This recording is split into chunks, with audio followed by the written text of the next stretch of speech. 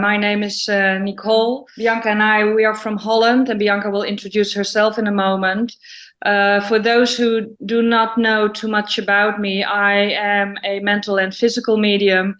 I work for several years now in the field of mediumship, I think for 20 odd years or so, and I work as a course organizer also for many, many years.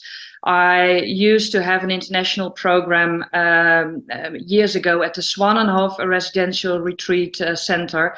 And at some point, I went my own way, and that's where the Phoenix rose from the ashes, and the Phoenix world started to get a place here in the public domain.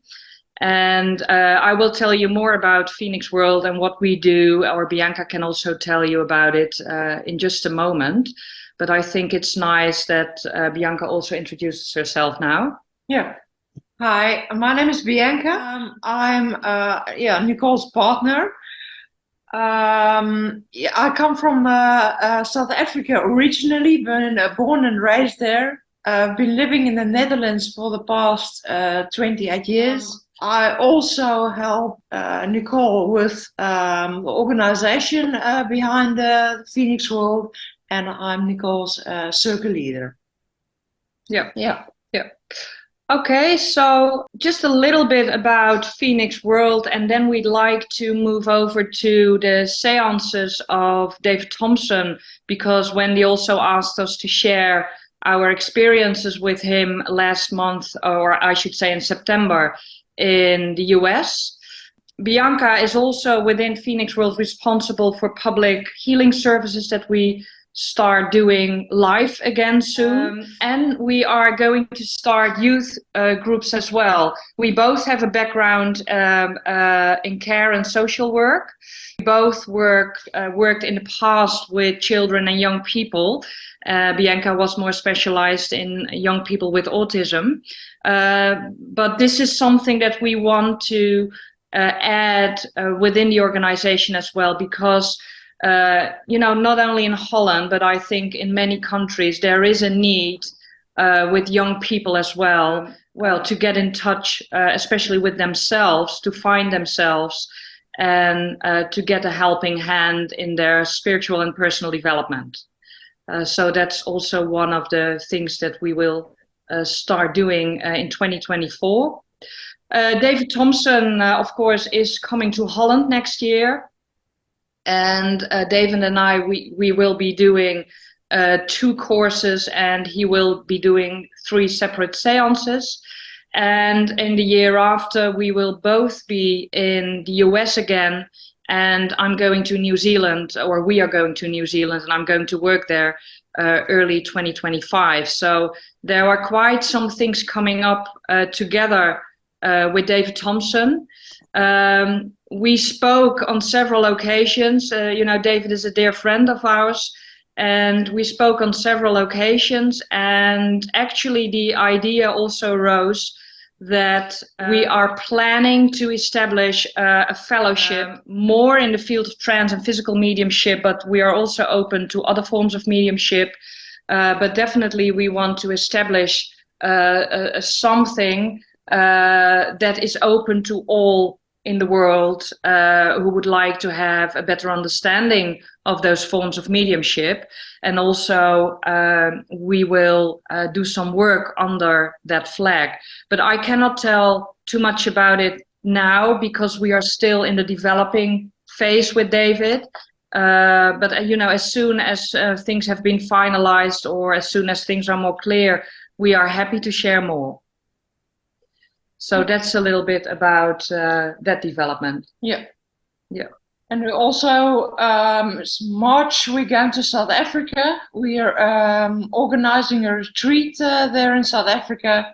That's also something that the Phoenix World is developing more into that direction of offering retreats. I myself, because I come from South Africa, and I have a love for the country. I love the energy there. Also, we're going to offer personal guided tours in South Africa. So that's also going to be part of the Phoenix world. Yeah. Yeah. Okay. So I think you're all waiting for some insight in the seances that we experienced in Santa Fe, where I worked with David in September. To be honest, I can only share with you the first 3 of 6 seances because I got COVID in the US and had to miss a couple of seances myself. But Bianca went to all of them. So she can definitely tell you about the last 3.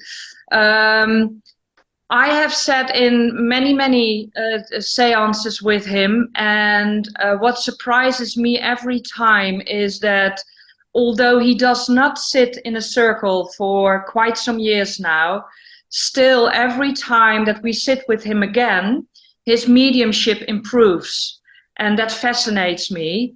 David is very much a mentor or a teacher who would teach people about their personal development as a very important aspect within the journey of mediumship, similar as I do. And he always explains to people, it's not about sitting in the circle as such, it's not about sitting in the power, but it's more about how we develop as human beings personally and spiritually in life. And that's also a message that William, his spirit friend, gives time after time in almost every seance. In the first seance, that was quite funny actually. For those who don't know Quentin Crisp is one of the spirit friends as well of David, working in his team on the spirit side. He used to be a well-known Englishman, but living in New York. The song of Sting, you might know the song of Sting, An Englishman in New York, is actually written about Quentin. And Quentin was an all-round stage man. He did not only write books, he did theater, he did a lot of television work, and he was a gay man. And in his time, that was not a very easy road to walk. So Quentin came out of the cabinet, he fully materialized in the first seance. And actually, the first thing he did was he came towards Bianca and me to congratulate us with our relationship and our coming out, and and stuff like that. But also he brought a very beautiful message to everyone about being yourself, and not about following other people's wants and needs, but the crowd. Exactly, but just to live your life and to make the most of it. And that was really a touching and beautiful message in the first seance that he gave. Being yourself, how important that is. And the message was so profound that it actually, you could feel it touched your soul. Yeah. And he also physically touched you. Yeah. He came towards you and he touched you, and you could very clearly feel the difference between his hand materialized and, for instance, William's large hand. Yeah, it was actually my first experience with David. I've never experienced a physical seance before, so it was my first experience. And I actually felt skin on skin. So that was for me a mind-blowing experience. And if you look on the YouTube films on and watch Quentin, you can see his hand. He has a very slim hand, and I could actually feel someone with a slim hand touching my face. So that was nice, yeah. I see in the comments, David, who are we talking about? We are talking about David Thompson, physical medium from New Zealand. Yeah. So also in the first seance, what really was mind-blowing, and I have never experienced that before, was that a lama materialized. And he came in with a singing bowl and making music on the singing bowl. But the fascinating thing was that there was no singing bowl in the room before the start of the seance. So he apported a singing bowl from a different room in the church into the seance room and used it for his music. And that was really a beautiful and touching experience in the first seance. Yeah. Yeah, I don't know if any of you have ever experienced, how do you call it, when the singing bowl, when there's a type of meditation. Yeah. With the singing, don't know if anybody of you experienced singing bowls before, but it actually, the sound was so loud, it actually went, I can't even describe it. It went through your whole every being. Vessel of your body. Yeah, it was amazing. Yeah. Yeah. And I was sitting there, and at first it didn't register, and then it started registering, but there wasn't a singing bowl in the room, so how is this possible? So yeah, beautiful. Yeah. And for those who are perhaps quite new to physical mediumship, when I say the lama materialized, what I mean is that this man clothed his spirit body with ectoplasm to have a temporary body so that he can walk into the room and if you want to even talk. So that's what happens mainly in David's physical mediumship. In the second seance, David has a doorkeeper, white soaring bird. He's a Native American Indian, and he does not come very often. And it was actually in all the seances that I've been in with him, and there are quite a few, it was the first time that I witnessed him being fully materialized. And he came with such force. He spoke in his own language partly, and he came with such force that when he returned into the cabinet and the ectoplasm went back into David's body, the whole cabinet was shaking and making a lot of noise. Very loudly, yeah. Yeah. So that was quite intense. And yeah, perhaps you can tell them about JFK. Yeah, and who also came was JFK, the president that used to be president in the United States 60 years ago. So that was mind-blowing, especially for the Americans. That was a special moment for the Americans. And he talks about the elections next year in America, and actually gave the Americans some hope. I would want to describe it that way. So that was also beautiful to experience. I mean, what is the chance that you'll be able to hear and speak to JFK? So yeah, and the interesting with this materialization was that it was quite different, because normally when a spirit person materializes, they only use the vibration in the room and the ectoplasm of David to manifest. But in this particular situation, John F. Kennedy, he explained that he needed someone else's vibration as well to make it happen. And at first he tried it with Steve, the circle leader of David, but it didn't work because Steve is from Scotland and he had too much of a Scottish vibration, Kennedy said. So then he went to Tom Newman, the organizer in Santa Fe, and he used Tom's vibration in that whole process as well to make it happen. And because Tom is American, he felt more connected to Tom, so that's why it went easier.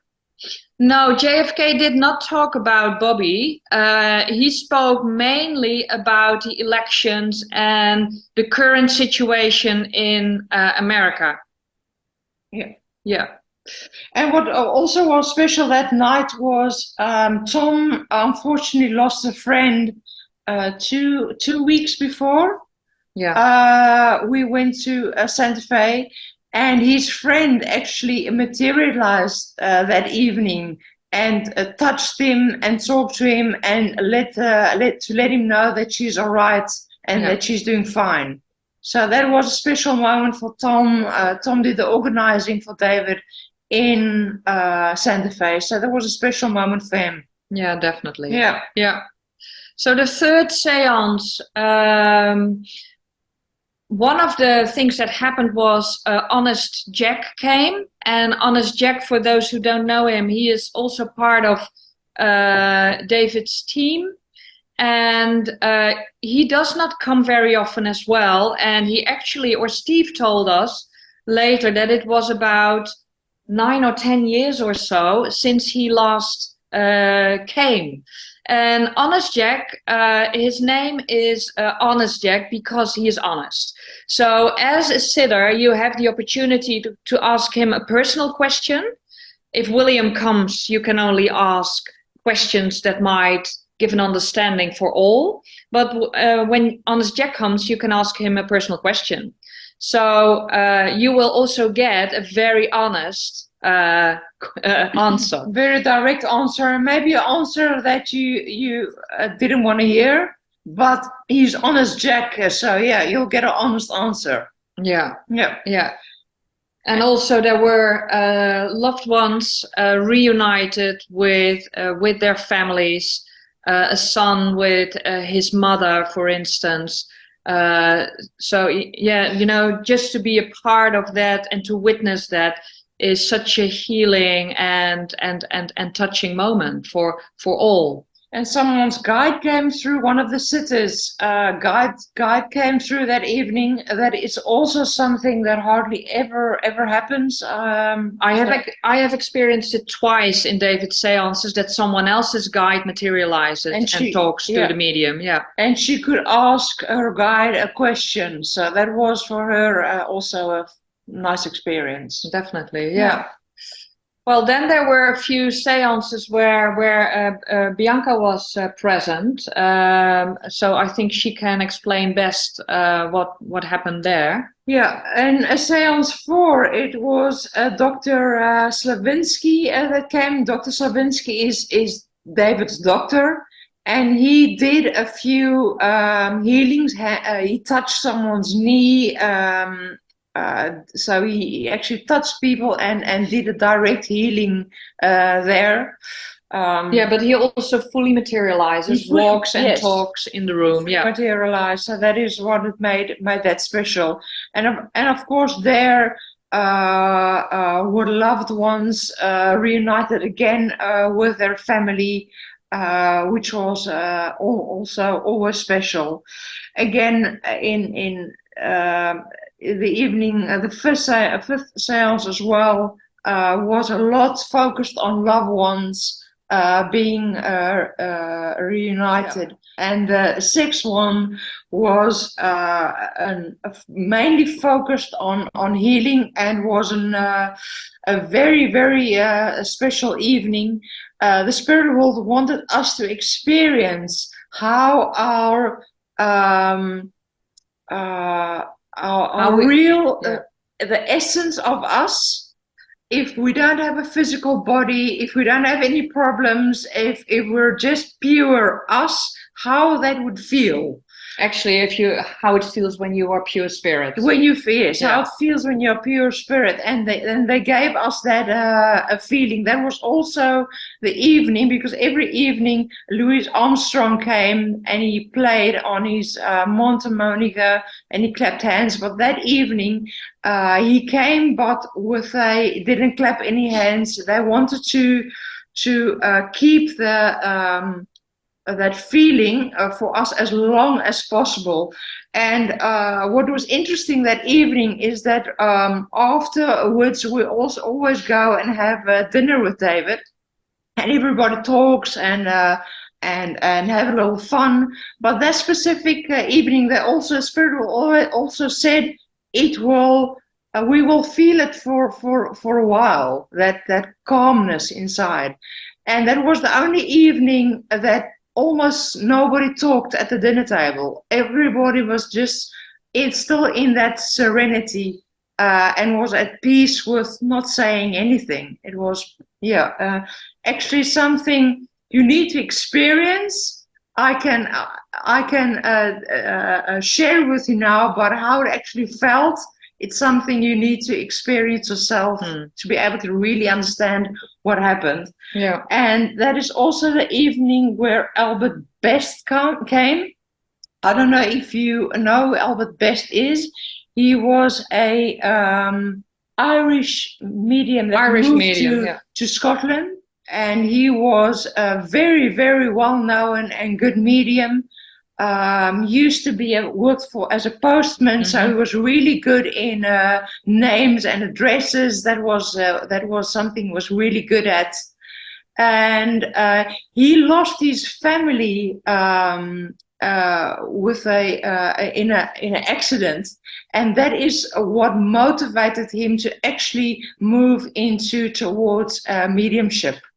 And he was that evening. He fully materialized, and he came to answer a question of one lady.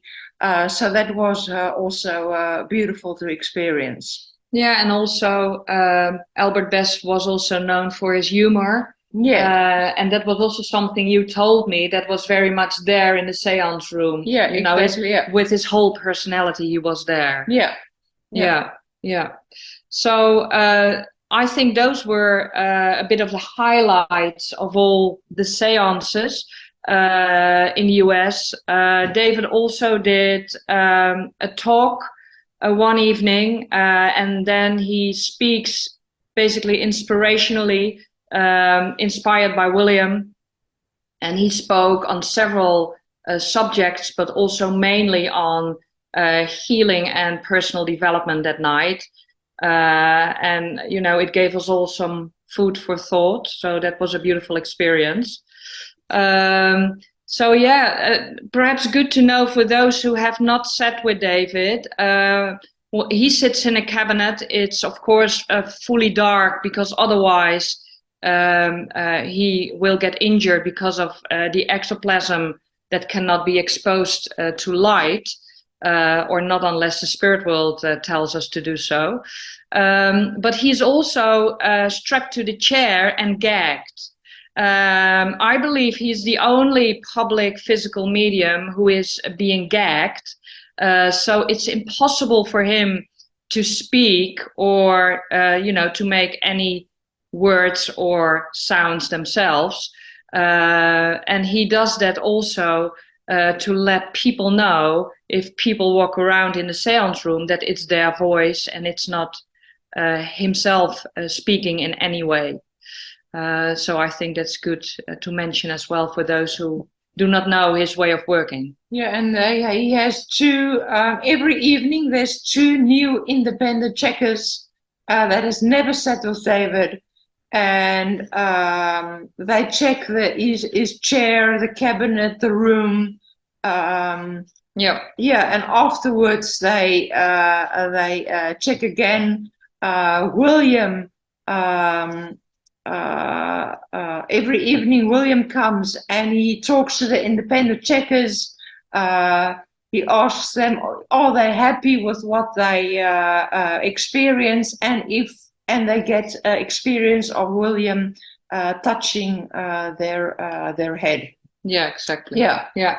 And I think that all physical mediums do have some sort of signature. And towards the end of every seance, what happens usually with David is that he is being levitated out of the cabinet with a chair. And when the lights turn on, he has a cardigan on with the buttons on the front, and through the buttons go an extra strap. so it can't move. But when the light goes on after the seance, he is out of the cabinet, sometimes at the other side of the church completely, and his cardigan is turned the other way.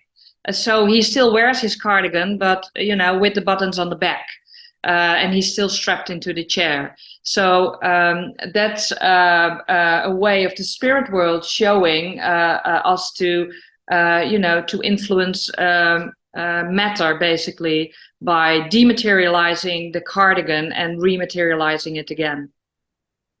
And the cardigan is also of a special material, which is just cotton or wool, because they cannot dematerialize, for instance, a strap, because it's plastic. So that's basically, I think the most important things we would like to share with you. So I don't know if there are any questions at the moment. I'm sure there are. From my point of view, well, I would say, as a physical medium, and this goes for David and this goes for myself, when we work from, within that area, we go into a very deep trance state.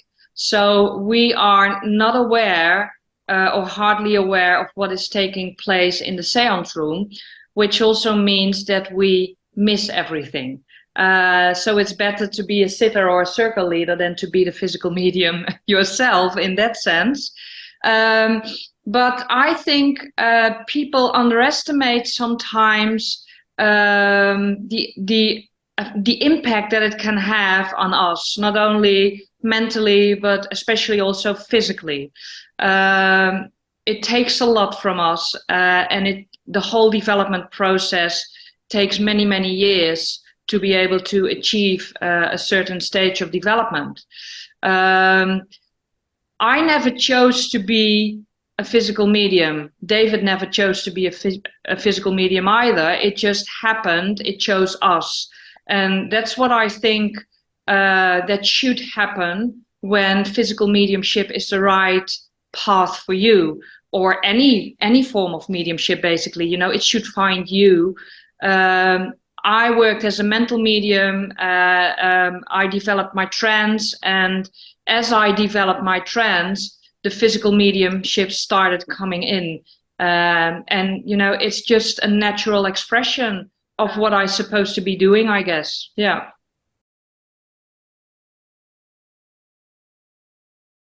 He said that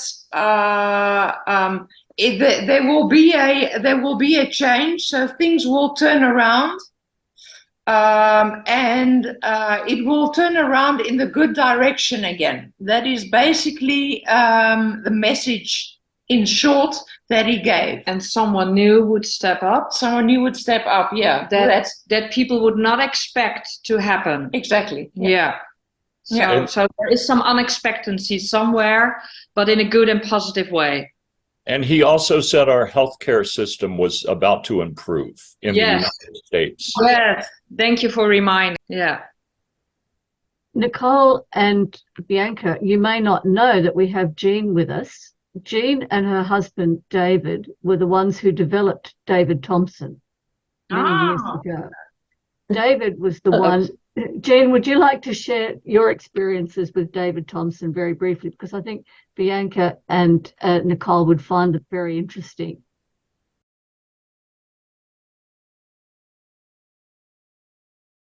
Well, obviously it was absolutely the beginning. We had a room that was 100% blacked out. I was going to ask you, but I didn't want to take away from other people, but did Timothy come through at all? Yes, of course he did. Yes. Because Timothy called me his mum in the beginning.